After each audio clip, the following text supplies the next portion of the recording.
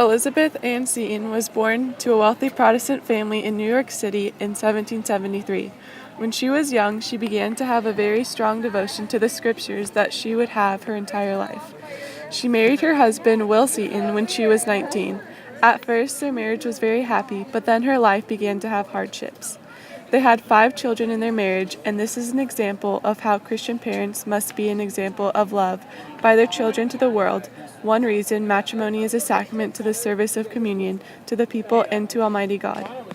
The couple had to take care of Will's orphaned younger half siblings 4 years after they were married because his own father had died. She and her husband gave us, with this act of charity, an example of good Christian love and giving. Will also had to take care of his family business. Will's health began to deteriorate soon after they inherited the business. Thinking that different air might be good for him, the family moved to Italy.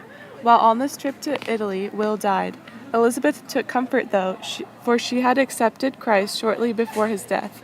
Having been raised a Protestant, Seton was drawn to the church through having a great desire to truly experience the true presence of the Eucharist. She was guided by many of the Catholic friends in Italy, which reminds us that we must be open to those around us who want to know more about God. She was confirmed into the church in 1805. Seton, leading 2 other women, founded a school in Baltimore. They soon began to have thoughts about founding a religious order. Elizabeth soon took her solemn vows on March 25, 1809. The rule was approved in 1812 and was based on a rule written by St. Vincent de Paul. By 1818, the sisters founded 2 orphanages and another school. Mother Seton, as she had become called, continued to guide her children in the faith. Mother Seton died in 1821 at the age of 46 from tuberculosis. She was canonized on September 14, 1975. Her feast day is January 4th. She is the first American to be canonized.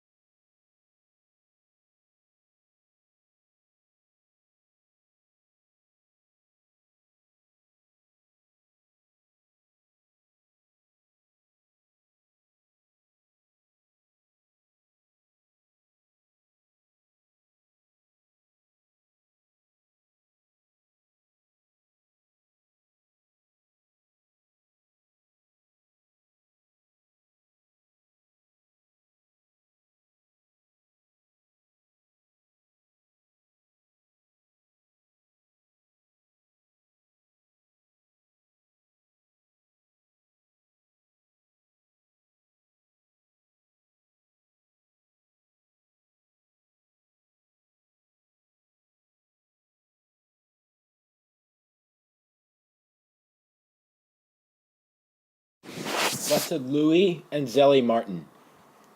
Zélie was born in Lyon in 1831, and Louis was born in Bordeaux in 1823.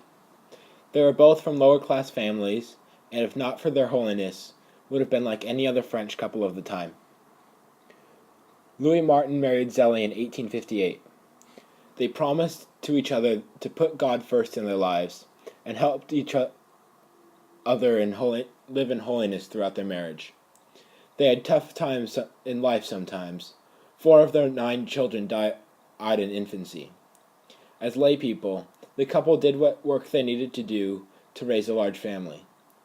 Louis worked as a watchmaker, and Zélie knitted for work. The Martins were greatly devoted to their children, and they raised them to be good Catholics.